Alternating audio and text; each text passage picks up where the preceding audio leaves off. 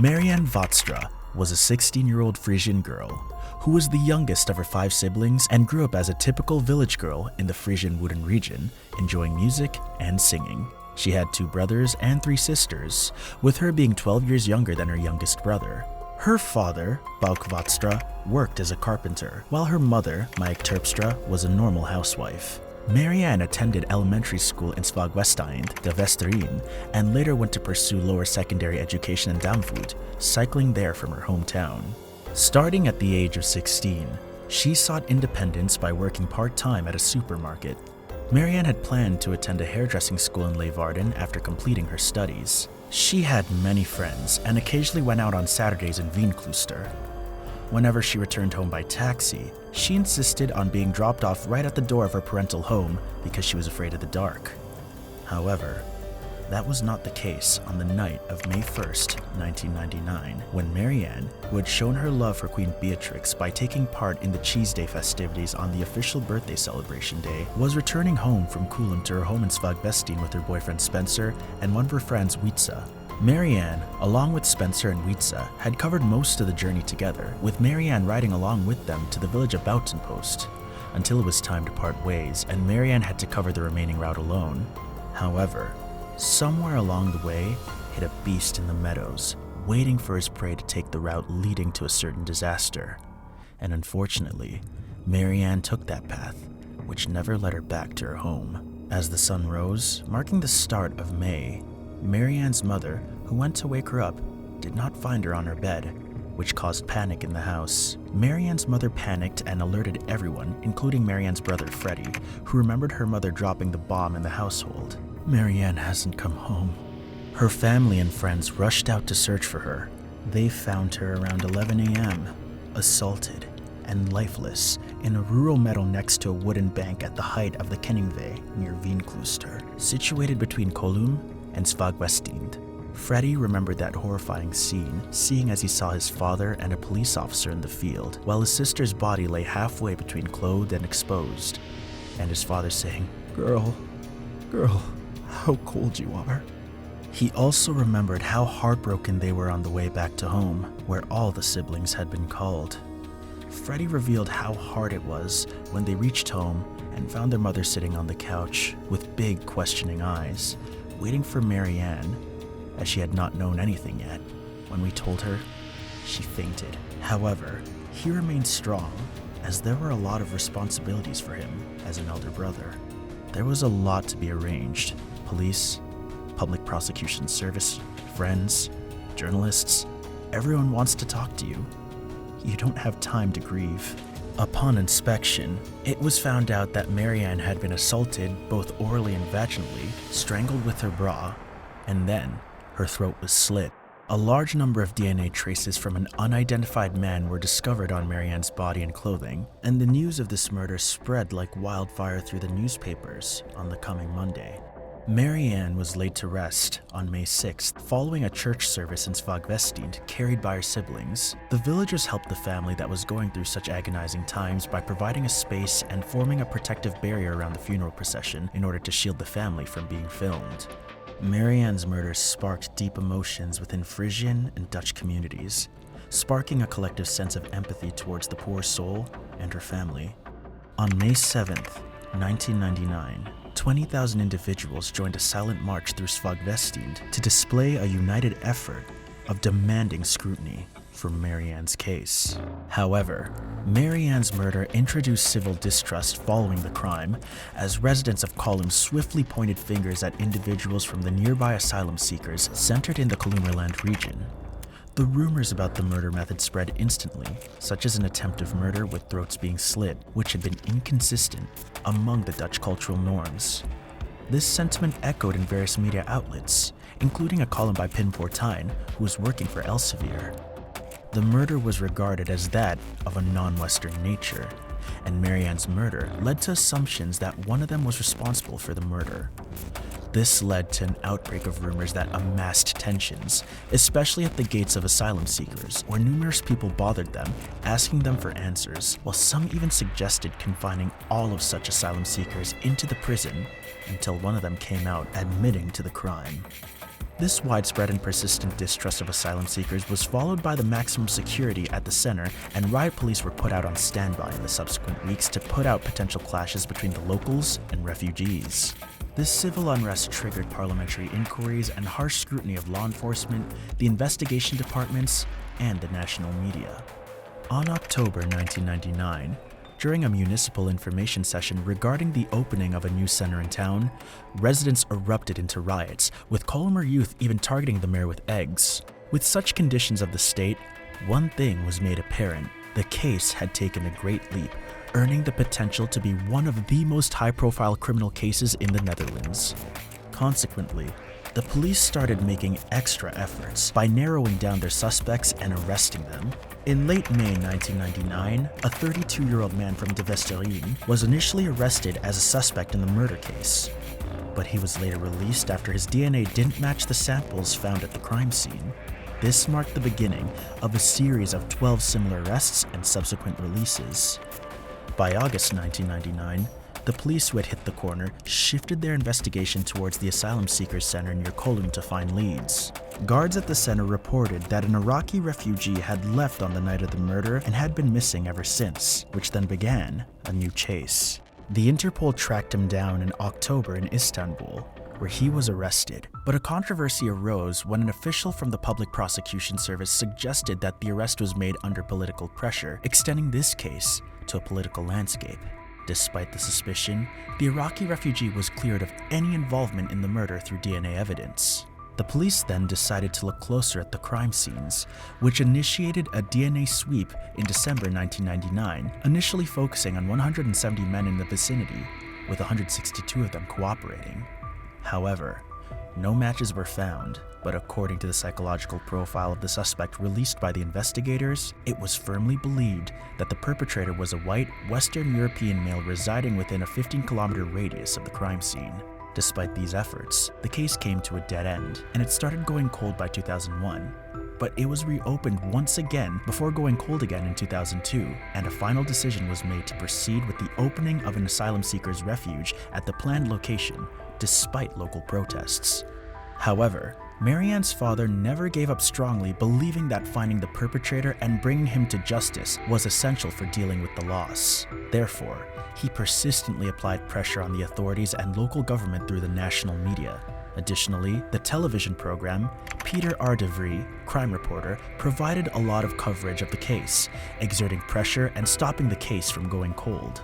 Consequently, on May 2006, a member of parliament, Hilbrand Navine, advocated for a reinvestigation of the case and the leads that were generated by the police. Not only him, but also another member of parliament, Fred Tiven, raised questions about the case during parliamentary sessions in June 2007 and June 2010. Marianne's father also advocated for DNA research with law enforcement departments and played a significant role in the discussion surrounding legislative changes regarding DNA research implemented on April 1st, 2012. Consequently, a new investigation commenced on September 29, 2012, within a 5-kilometer radius of the crime scene, with the Frisian community actively participating, resulting in a total of 6,746 men voluntarily providing DNA samples. The aim was to identify individuals with a Y chromosome DNA profile similar to the perpetrator. This effort led to a DNA match. On November 18th, Jasper S, a 45-year-old man from Altwald, located only 2.5 kilometers from the crime scene, was apprehended. Initially, he remained silent during police interrogation, but upon meeting his lawyer, he confessed to the murder of Vaatstra within 10 minutes. The following day, police confirmed the DNA match and found the criminal who had been hiding nearby all this time. The perpetrator turned out to be 45-year-old Jasper S, a daily farmer from Utrecht who officially confessed to the murder of Marianne on December 6, 2012. Jasper told the court that on the evening of April 30th, 1999, he had been milking his cows along with his father, and he woke up multiple times during the night to check in on the cows. He decided to check on the cows once again during midnight, and after checking on the cows that time, he decided to go for a bike ride to clear out his head from the tensions he had been having with his father lately. Jasper indulged in on his thoughts and unconsciously took the route heading towards the village of Cologne, and on the same path he saw someone, Marianne Vatra, cycling towards him. Jasper confessed that his mind was running with such thoughts which he had never thought of before. Out of nowhere, it flashed through my mind. You're mine. After spotting Marianne, he tried to catch up with her on his bike, and when he did, he grabbed her hand and pulled her off the bike. Marianne tried to break free from his grip and even bit him, but it was all in vain, as he took out a knife to restrain her by threatening her. Jasper told the judge that Marianne didn't scream, and he covered her mouth with his hand. But the court had suspicions about his story, as it asked Jasper how he managed to grip Marianne with one hand and take out a knife from the other, to which he replied that he had done it with a hand movement along his leg. The judge, who was suspicious of this being a coincidence, also questioned how both Jasper's and Marianne's bikes were neatly placed aside. The court implied that the conditions suited it to be a planned and carried out sexual assault and murder case instead of being a coincidental one.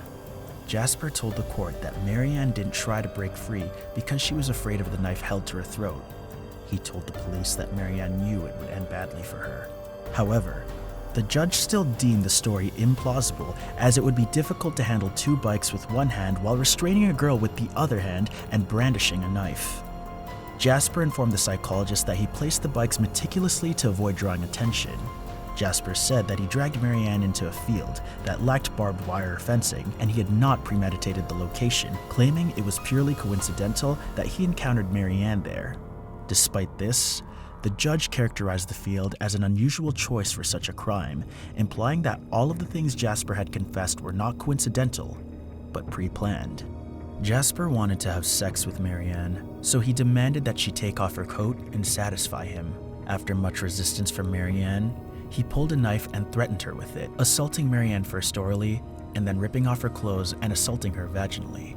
After his lust died out and he came back to his senses, he hesitated about what he had done, and he ended up strangling Marianne to death with her bra to wipe out any remaining witnesses against him.